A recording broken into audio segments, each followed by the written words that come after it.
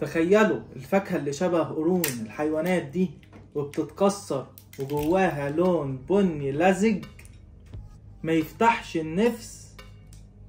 لو كلتها مرة مش هتبطل تاكلها طول العمر.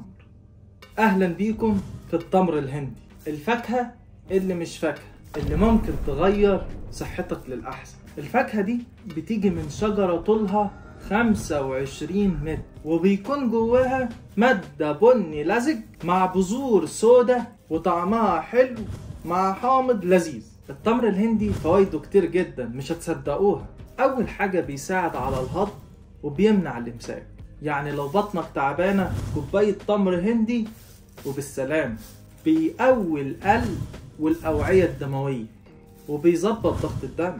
مفيد لمرضى السكر لأنه بينظم نسبة السكر في الدم، ومفيد للشعر والبشرة، وعلشان كده بيتعمل منه ماسكات.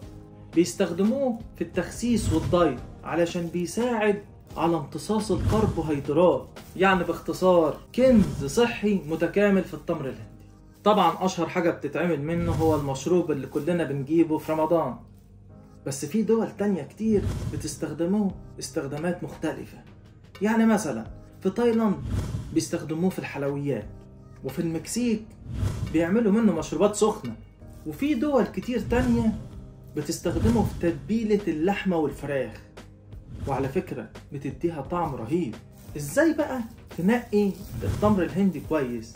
لما تيجي تنقيه لو كان معجون مش زي كده فريش من على الشجرة، فالمعجون لازم يكون طري مش ناشف، ولونه يكون بني غامق مش فاتح، وتأكد ان ريحته كويسة مش ريحة وحشة.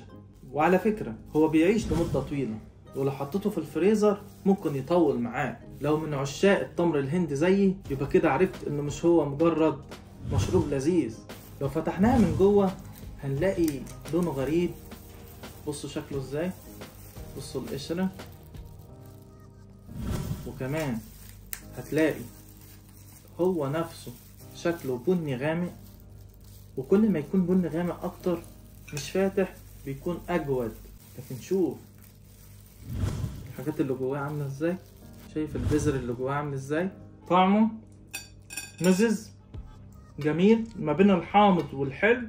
ما تنساش تعمل لي لايك ومتابعة للقناة علشان يوصلك كل الأكلات والمشروبات المفيدة. شكرا انك وصلت لغاية آخر الفيديو، وهنتقابل في الفيديو الجاي مع مفاجأة جديدة.